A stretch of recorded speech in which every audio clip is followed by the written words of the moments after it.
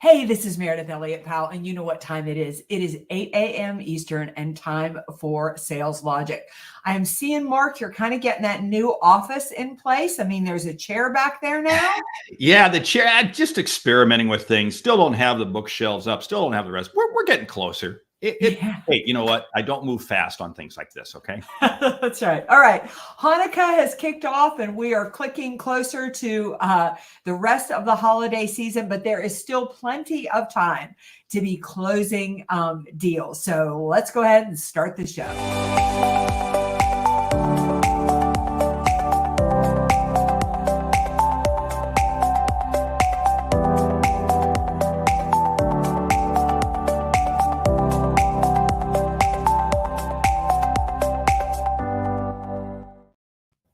It is 8 a.m. Eastern, my favorite time of the week, time for Sales Logic. Before my partner Mark tells you what we have on tap for today, I am going to tell you how the show works. Every week we come to you at 8 a.m. Eastern, right here, Saturday morning, to talk about one of our favorite subjects, sales.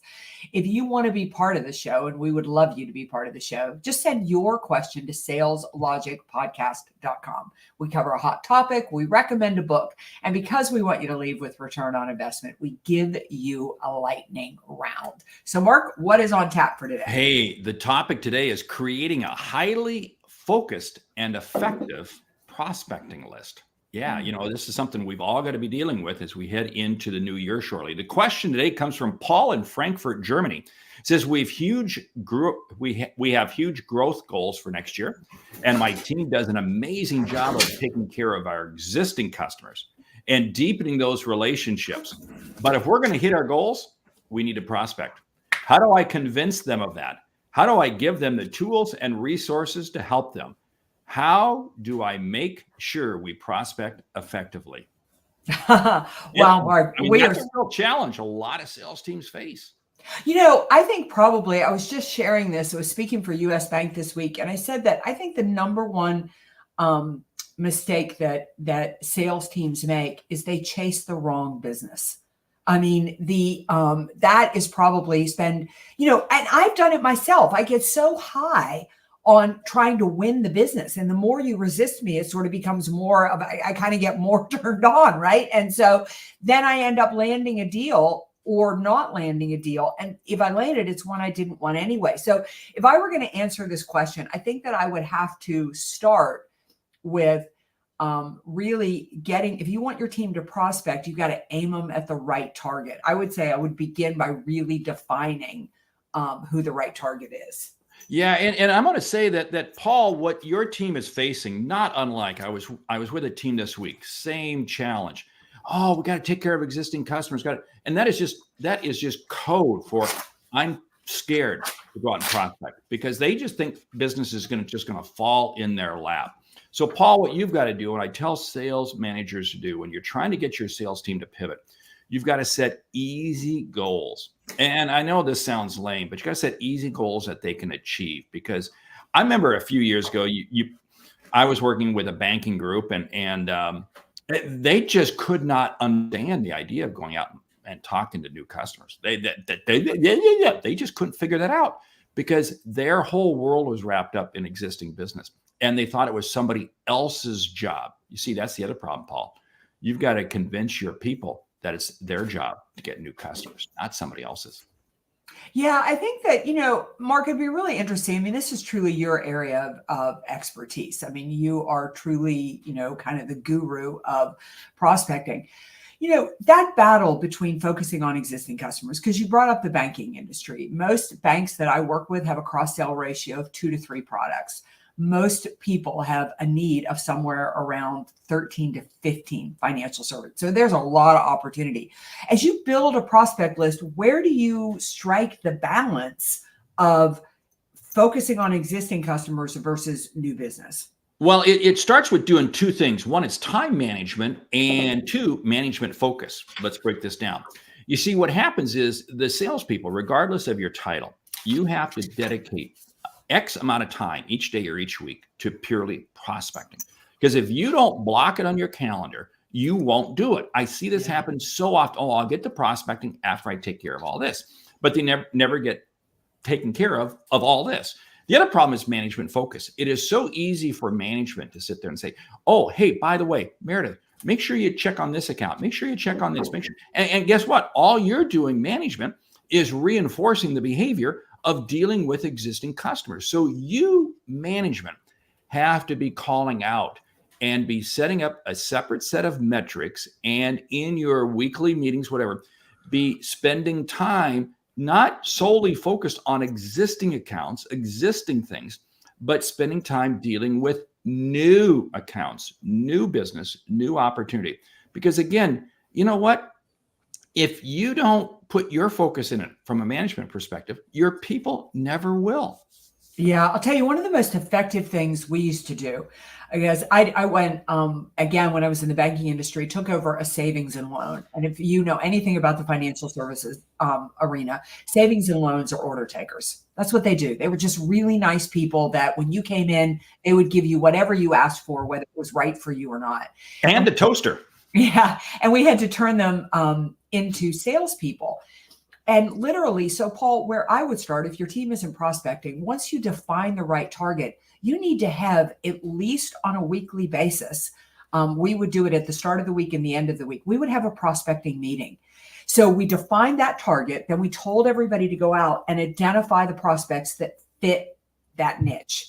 And then we would meet and we would talk about what we were going to do to get in front of, get in the door of, and get the attention of those prospects, because that's where they're stuck. They can identify probably, but how do I get through the door? How do I start that conversation? And I know I'm taking the words right out of Mark's mouth, because it is a relationship first. This is going to be a longer sale. It is. And you have to be prepared for this. Bryn, I love your comment chiming in. I'm going to come back to it here in just a second. But Mara, what you just addressed was both the management focus and the time management piece. And that's thing. And that third wheel is, what is it that I say? What is it that I'm doing? And this is the key thing. Stay close to what you're comfortable with. I always say this, your best prospects are the ones who are most closely aligned to your existing customers. So, when you look at how do you develop a prospecting list, who are your existing customers? But here's the whole thing. Look first at the outcomes you create for your customers. That's what you hone in on. It's not your product. It's not your service. It's the outcomes you create. And there's two things that happen here. A, you begin to really understand why customers do business with you. And two, you become jazzed, because now when you're focused on the outcomes, you're truly focused on helping people. And that makes all the difference in the world, because otherwise it feels like you're just dialing for dollars. No, you're not dialing for dollars. You're dialing because you're helping people. That's the key thing. Stay focused on the outcomes, keep them closely aligned to what the current outcomes are that your current customers are receiving from you. I love this term, Bryn. I've never heard it. Social proximity. And I got to admit, I do not do this, and I love it. So identify your ideal list of prospects and prioritize by the list of social proximity. In other words, are you connected to them in any way? Bryn is the guru of LinkedIn. I think, and I have told my clients over and over, you need to prospect from a place of power. One of the problems with prospecting is we're desperate. We are hoping that somebody will do business with us. But the power of prospecting is that I am choosing who I do business with. Paul, if your team is just taking care of existing customers or taking care of inbound leads, I really think inbound leads are some of the weakest leads.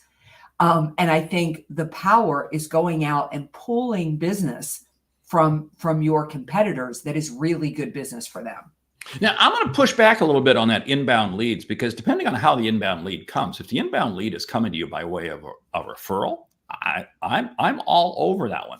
Sure. There are a lot of inbound leads where they're just calling, looking for price. They're just calling, and you're right. Those you can just, I hate to say it, but those become diversionary tactics that take you away, because this is the whole key thing.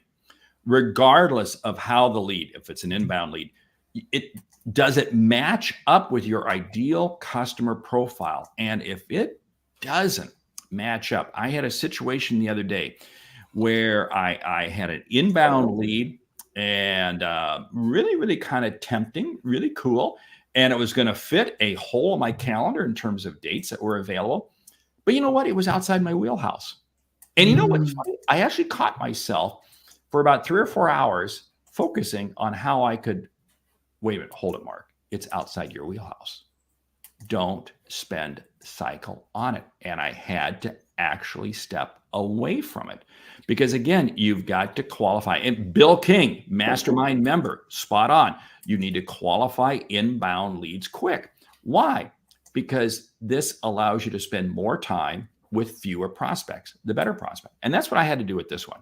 I had to say, okay, I wound up spending a couple hours trying to chase it. It didn't work. Cut it loose. Get rid of it.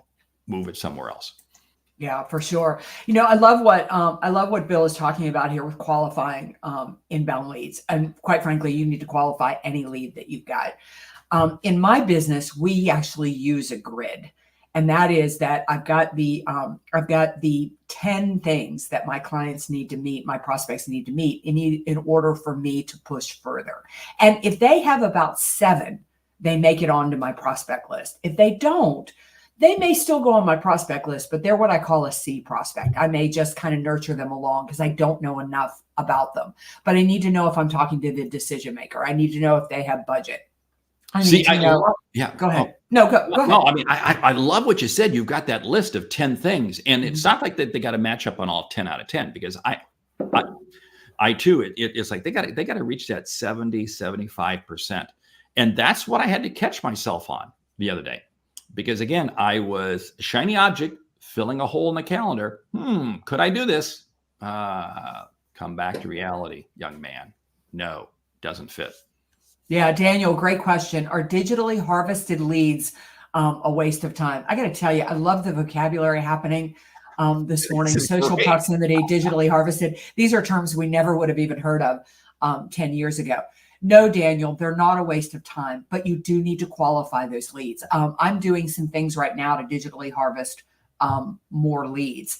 And as I pull them in, we got to clean that list every single week. I get bounces from some of it. I get in there, the lead wasn't good. It isn't valid. So I think it's a tougher haul to do a lot of digitally harvested, but it's a good, I almost feel like you need to have levels of prospecting. There's the prospecting that I do myself, and that's the highest value of the prospecting. Then I have a team that does some prospecting for me. That is a little bit of a weaker prospect, but it increases the amount of prospecting I'm doing. That is so spot on what you're saying. Digitally harvested. Just because somebody downloads an ebook, it's a digitally harvested lead. It does not make them a prospect. No, that means they were bored. It means, they were looking for something, just to occupy their time. That does not make them a qualified lead. Digitally harvested leads, I think, take more time to qualify because generally you don't have the means to reach out to them and contact them by way of phone or whatever. So in other words, now it's just by email, it's by way of website traffic and so forth. So it's going to take a longer time. And again, that's why you have different cadences set up for the different types of prospects that you are bringing into you. That's absolutely. Hey, Andy, when a salesperson was looking for employment, they prospected and qualified and sold. That mindset must be used. Yes, you know what? It really is. And you know what? It's interesting. I think that's why some people struggle when they are unemployed finding a new job because they don't know how to prospect. Yeah, which is such a Andy, I never thought of it that way, and that's such a great similarity. That when you're looking for a job, that's what you're doing is prospecting. And aren't you prospecting from a place of power because you get in there, and if the job doesn't feel good, you don't take it, you move on. You move on to another opportunity. The other thing is that, Andy, I think what is so important about this is anybody who is smart is kind of always looking for a job. Even if you're really happy, you're still building your network, still building your connections, heck, I have my own business and I'm still sniffing around looking, looking for things that are kind of outside of the zone that I'm working in right now. It's the same with prospecting. Prospecting has to be a lifestyle. The best and most successful salespeople I see, they prospect no matter what, even if their pipeline's full, even if they have met their quota for the month, they're prospecting. I love what you're saying there in terms of even if their pipeline is full. That's so key because, go back to this whole unemployed, if I'm unemployed, the longer you're unemployed, the more you chase shiny objects. Yeah. Because you start to get desperate. And this is what happens so many times. Paul, I'm going to come back to your question in terms of your team. Your team is sitting there focused on existing customers and so forth. When you begin shifting them away, you've got to be careful that they stay absolutely focused around that ideal customer profile, because there's a couple things that happen.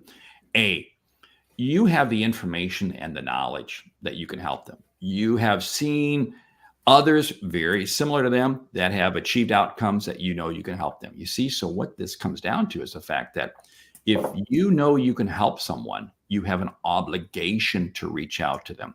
Paul, I'm going to suggest that probably you have some people in your organization that are afraid to pick up the phone and call people that they don't know. But see, this comes back to, if you know you can help someone, you have an obligation to reach out to them. And if you don't, you know what? You're doing them a disservice.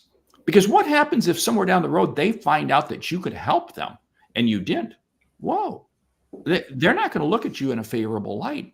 You owe it to them. You see, this is what sales is all about. Sales is all about helping others see and achieve what they didn't think was possible. And that's what prospecting is all about. And the tighter you stay in your lane, the tighter, we all heard Mary say she has 10 things. And so I can imagine if somebody lines up and matches on those 10 criteria, man, you're all over them like a bad smell. I bet you call them so fast, it's unbelievable, right? Yeah, absolutely. I love what Bill is saying here, that various prospecting sources have different cadences. That is absolutely true. I grade my prospects A, B, and C. It's so fundamental. Again, Dave really talked about the importance of focusing on the fundamentals. And my A's are people I call quite a bit. I'm still nurturing that relationship along, but it's with my foot is so much more on the gas. B's a little less, and C's are going to take, a little bit longer. They're at different points. If I can speak for you, Bill, they're kind of at different points in the need cycle and the buying cycle. And so you definitely want to have a different cadence. That is so spot on. And that, again, is where a lot of salespeople fall down. They're going to I'm going to start prospecting. And they think they're going to create one motion. And that's what they're going to carry through to everything. No, that doesn't. I happen to have right here on the side of my desk a notepad with my 5 top. These are like A+++++, okay?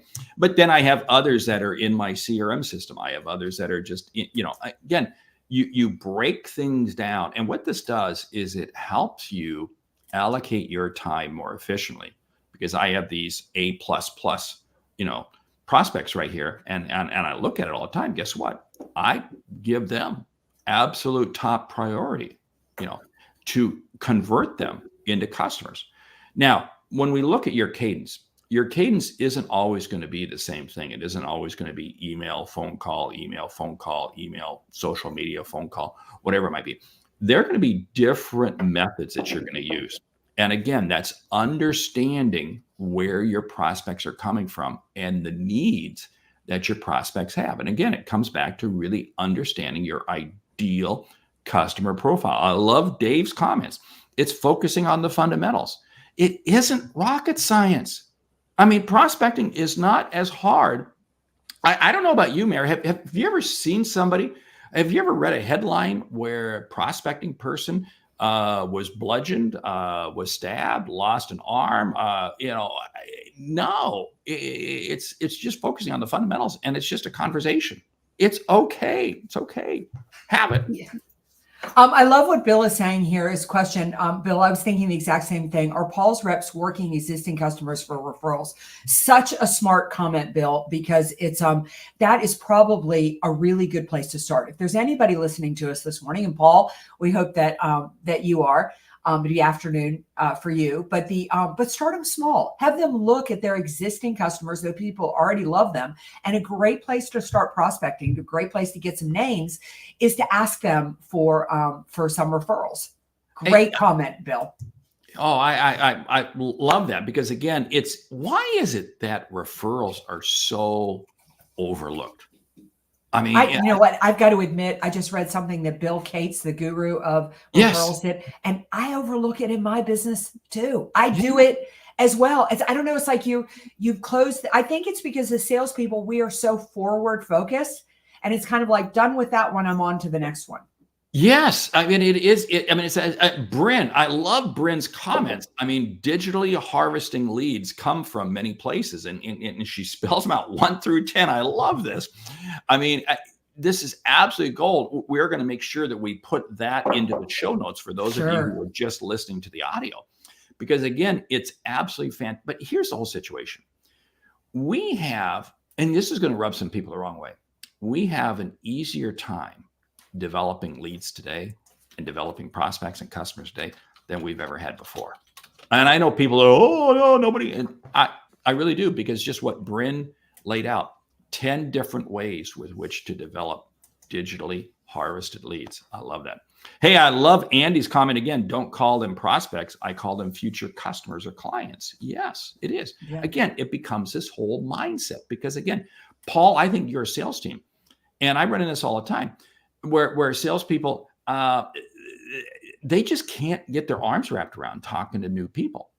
And that's a shame, because they're so focused on, they don't want what I have. No, remember, it's just a conversation, and you're focused on the outcome. We got great comments coming in across the board. Yeah, I think that I want to challenge everybody, and I know we are burning time, got to move on to the book and to the lightning round, but I really want to challenge everybody. You know, Paul, especially with your team, when your team won't prospect, it's only because they don't know how to get started. Break it down, make it small, tell them, make it so easy. Get highly focused there. Don't make it embarrassing for them that they don't know how to do it. Talk about how you get through the door with a prospect. Talk about how you chose a prospect. Make it so simple. Paint the dots, really create the roadmap, and then lower their expectations, because this is going to take a lot to roll this into a customer. I mean, we're in this instant gratification, 2 or 3 calls, and I should roll something in. It's going to take a whole lot longer than there. And I love Thomas's comment. Prospecting is not a one size fits all. Mark, what is the book for today? Hey, the book is written by this guy. I don't know the guy, but anyway, it's High Profit Prospecting. Yeah, and it's all about, and in the book, yes, I wrote the book.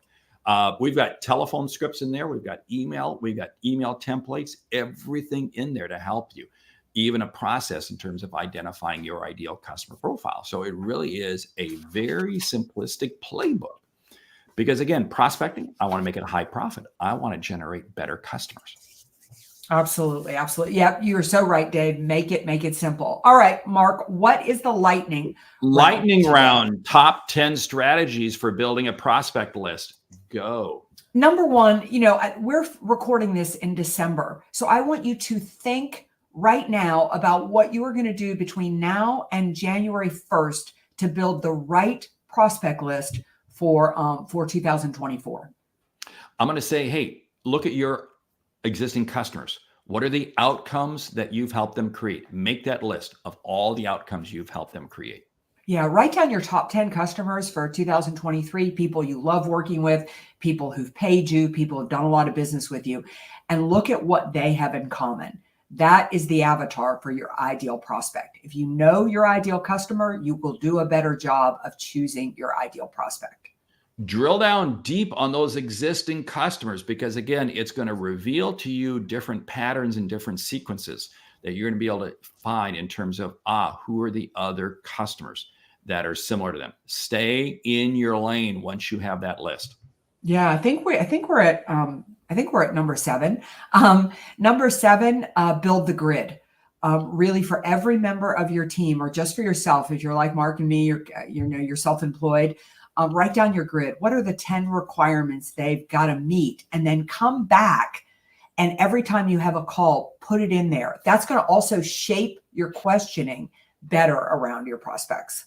I'm going to pick up on that whole questioning thing. Begin to develop questions. Develop a list of questions that fit for that ICP. What are the 5 to 10 questions? Not that you're going to be asking all 5 or 10, but the more questions you have, the more confidence you're going to have in terms of making the phone calls. Because remember, it's not the information you share, it's the questions you ask that is going to get that prospect saying, hey, wow, I want to do business with you.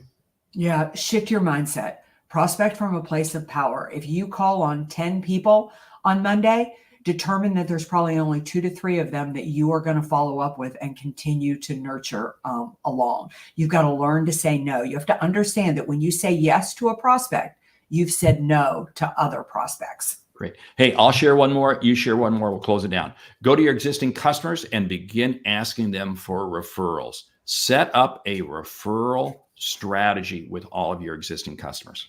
Yeah, I'm just going to go ahead and shut it down because I think we hit. Oh 10. wow, we are burning time. Yes. That's right. All right, hey, Mark, go for it. Yeah, and you know what? Hey, check out SalesLogicPodcast.com because again, we got the mastermind. Number of you are chiming in here who are members, but join us in the Sales Logic Mastermind. With that, we want to say thank you for listening to Sales Logic this week. If you like what you hear, subscribe, rate, and review the show on your favorite podcast app. Something we've said has earned you a single dollar. Consider telling a friend because it's how we grow to help you grow. I'm Mark Hunter. And I'm Meridith Elliott Powell. Remember, when you sell with confidence and integrity, uncertainty suddenly becomes your competitive advantage. And the sale becomes logical. Yes. Now, you want to be right back here next week. You guys are such an amazing audience. Mark and I are so lucky. You show up, you've got ideas, you share, ask great questions. Come back here next week, 8 a.m. Eastern. Mark and I are actually going to be together doing the show live from Orlando, Florida. And we have a really great topic to cover, something that's going to position you for success in 2024. So we will see you next week. Until then, go build your prospect list.